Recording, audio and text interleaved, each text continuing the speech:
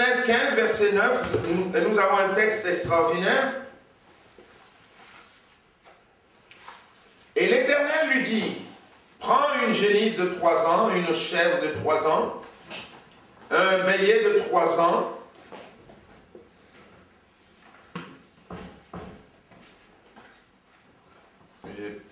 un bélier de 3 ans et une tourterelle et une jeune colombe.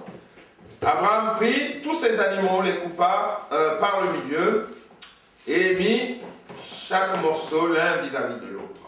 Donc l'obéissance, vous voyez, Dieu lui dit, il le fait. Donc il obéit, vous voyez. Alors, qu'est-ce qui va se passer? Les oiseaux de proie s'abattirent sur les cadavres et Abraham les chassa. Il va y avoir un combat, bien-aimé. Voilà votre vie, par exemple, que vous mettez sur l'autel. Mais il va falloir se battre contre les ennemis.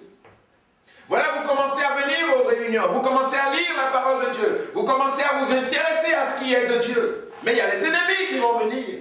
Les gens qui vont parler contre vous peut-être. Les qu'en dira-t-on? Ah, toi, tu vas là-bas, en bon, eh bien, tu es devenu chrétien, eh bien, si, eh bien, ça. Mais oui. Eh bien, les ennemis qui veulent prendre l'offrande. C'est notre vie est comme une offrande qu'on met sur l'autel de Dieu. Vous voyez? Quand on s'approche du Seigneur, c'est comme si on mettait notre vie sur l'autel. On dit oui, Seigneur, j'accepte. Je m'identifie au Seigneur Jésus, qui lui-même a donné sa vie sur l'autel des sacrifices. Qui a donné sa vie, mais je m'identifie, je laisse ma vie sur l'autel. Mais il y a des ennemis qui veulent le prendre avant que la gloire de Dieu se manifeste. Il y a des ennemis qui vont se battre contre vous. Il y a Satan qui est derrière, qui va courir après.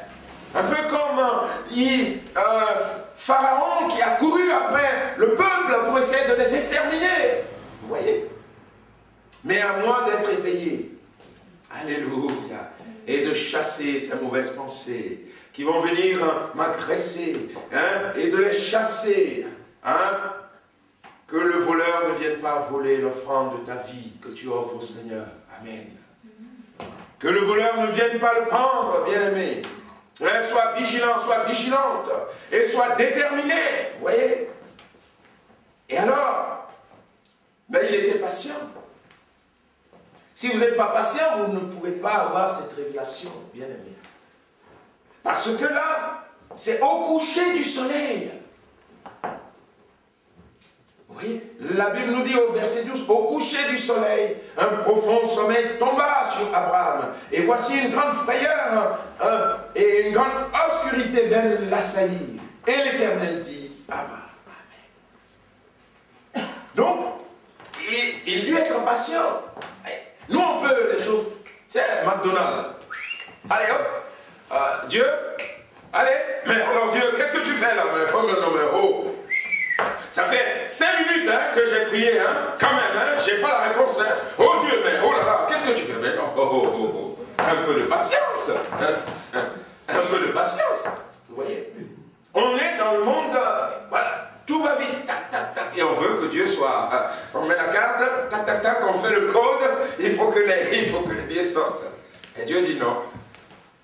Je vais agir en mon temps. Je vais agir en mon temps. Qu'est-ce qui va se passer, bien-aimé? Abraham était patient. Et ce qui est intéressant ici, bien-aimé, Abraham était un homme comme nous. Amen. On est de la même nature. La Bible nous dit qu'à un moment donné, un profond sommeil tomba sur lui. Et la crainte, la frayeur le saisit. Ça nous arrive, bien-aimé.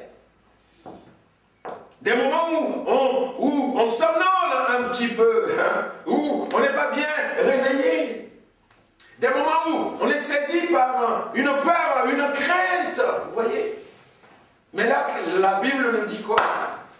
Dieu est venu à sa rencontre. Alléluia. Oh, notre Seigneur est bon, il est avec nous, bien-aimés.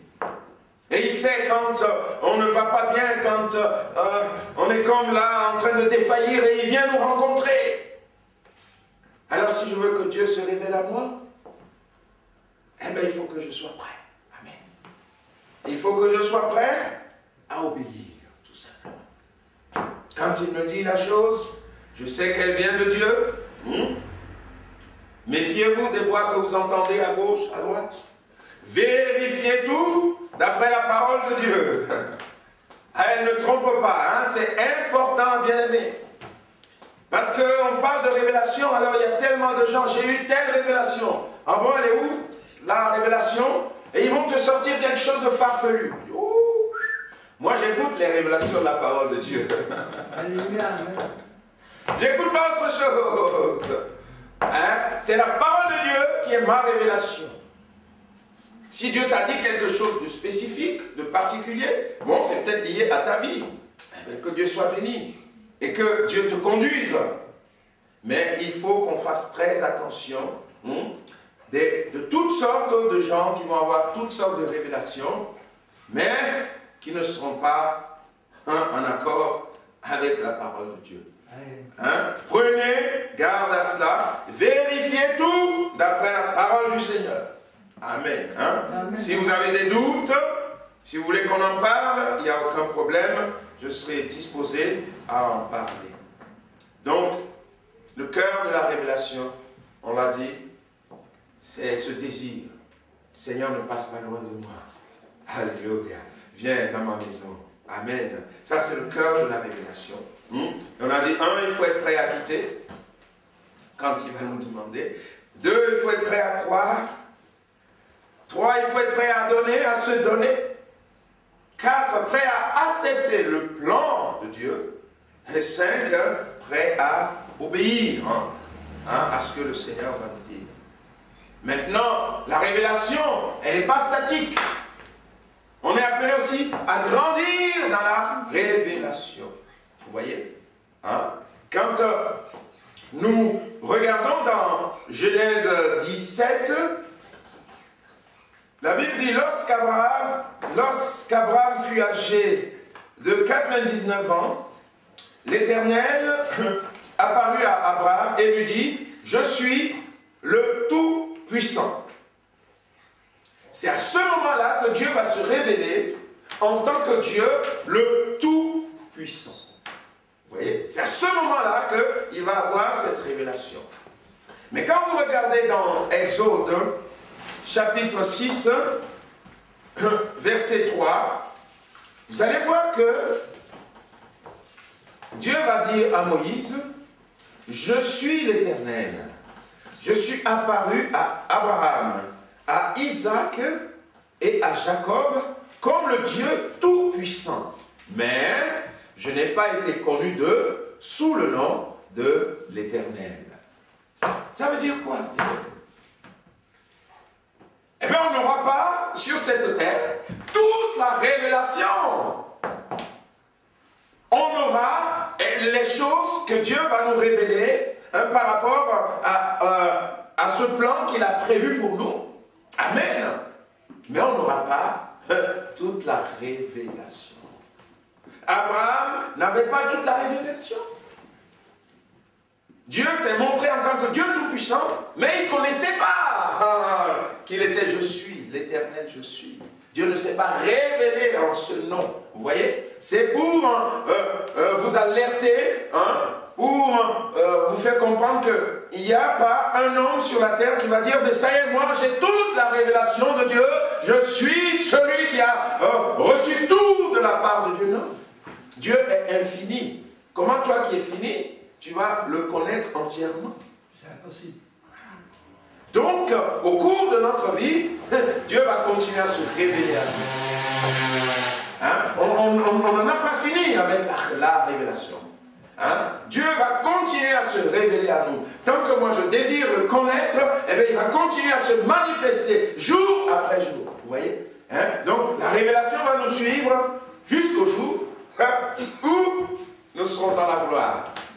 Alors là, nous le verrons face à face. Alléluia. Face à face. Nous serons ensemble pour l'éternité. Hein? C'est là un peu le thème de la révélation. Amen.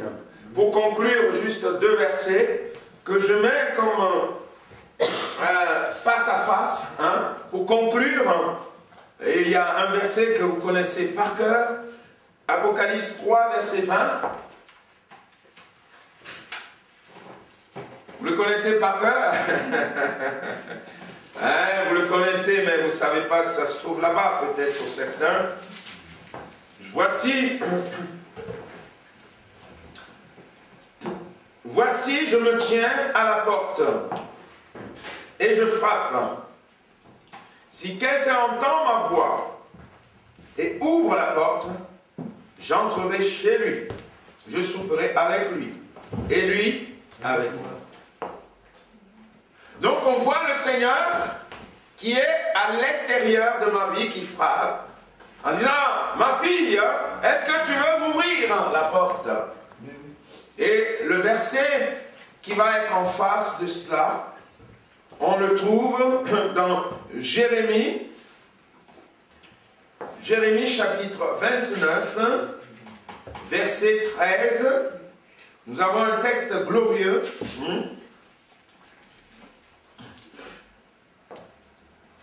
Vous me chercherez et vous me trouverez, si vous me cherchez de tout votre cœur. Je me laisserai trouver par vous. Alléluia. Amen. Gloire à Jésus. Donc, Jésus me cherche, mais moi aussi je le cherche. Amen. Alors on va se trouver. C'est là la révélation.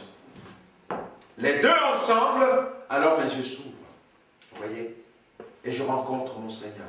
Et ma prière, c'est que nous soyons des fils et des filles qui marchons par cette révélation glorieuse du Seigneur dans notre vie. Amen. Amen. Que Dieu puisse se révéler à nous. Hein? Là où nous sommes arrivés. Quand vous regardez la vie de l'apôtre Paul, il va passer par beaucoup d'étapes. Dieu va se révéler à lui d'une telle façon qu'à un moment donné même, l'apôtre va dire, hein, le Seigneur m'a fait monter jusque dans le ciel de gloire. Est-ce que j'étais encore à mon corps ou hors de mon corps? Je ne sais. Mais j'ai vu des choses extraordinaires. Gloire au Seigneur. Que Dieu puisse se révéler à vous vraiment de façon intime, de façon profonde, de façon tellement forte, afin que l'encre de son esprit soit pleinement en vous et que vous soyez dans l'assurance qu'il est votre Seigneur. Amen. On prie un instant, bien-aimé.